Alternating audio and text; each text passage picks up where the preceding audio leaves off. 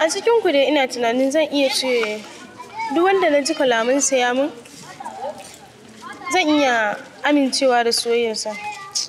Amma wanda ma wannan kam. Da farko suna na Samir, amma abokaina irin su ga sanan sukan ce min tuke saboda tilin ina ni ma'abocin tilin. Kin gane ba? Gani ɗan gata ne a gurin dadi na, yana ji da ni ɗan shagwaba ne. Idan kika bi ni za ki zama ƴar shagwaba kamar yadda na zama haka. Kin gane, saboda ina son auren mace mai kyau, ma'abociyar kyau kamar yadda kike mai kyau haka. In ba damuwa ki biyo ni domin ki ji daɗin rayuwarki. Ko ba haka ba? To kin gane, ni kuma ina so na sanar da ke da farko dai ni sunana Adam. Amma sakamakon zamani da zamanantar da suna da muka yi, ni sunana Adams.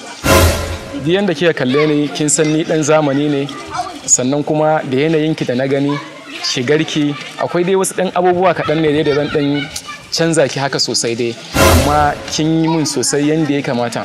Kuma kin san ko da kallo na kika yi sama da ƙasa, kin san ni da daban ne, kuma ko a cikin samari kin san ni sarki ne, ba wai sai an faɗa ba ma, domin magana ita ma ba sai an yi magana ba ma mutum yake bayyanar da kansa. Kina ji na?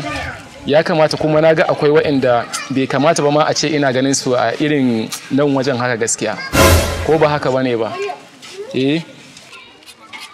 Tabbas dukkanin maganganun da suka faɗa gaskiya ne. Lallai kina da kyau, sannan kuma kin iya tafiya, amma sai dai ni na barranta da su. Abin da suke nufi ni na bambanta da su. Ni ina neman kyau ne wanda baya gushewa kuma baya canza, kana kuma baya tsofewa. Amma ni ina neman kyau ne wanda baya tsofewa kuma baya gushewa. Wannan kyan bai wuce na masa laƙabi da ɗabi'a da kuma kyan hali ba. Kowa ƙudurinsa ya faɗa. Wani ya ce kina da kyau, abu ne da yake gushewa. Wani ya ce yana son ki domin kyawun tafiyarki, kenan idan suka gushe sai ya dawo ya daina ƙaunarki. Ban ce ki zaɓe ni dole ba, ni ba tarin kuɗi ne da ni ba, sannan kuma ba ni da mota, kuma ban miki ƙarya ba. Amma sai dai cewar Allah bai hana ni wani abu ba, shine ya bani hankalin da zan gane daidai. Ni cewa ina son ki domin kyawun ɗabi'arki.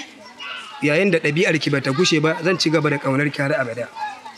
Sa'an nan mazaje suna ruɗar ku da zantuttuka na ƙarya. Wani ya ce ba zai iya rayuwa da ke ba in babu ke ba. Wani ya ce saboda kyanki ya so ki. Ba na ce ki zaɓe ni ba, kawai dai ina so ki fahimci wane ne masoyinki na gaskiya. Gaskiya na gane kai ne masoyi na gaskiya, saboda ka zo da soyayyar da ba ta tsufa.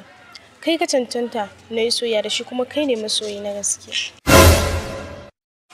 To masha Allah, na gode Allah wanda ba wayo na bane ko dabara ta ya datar da ni daga wannan baiwa. Na gode.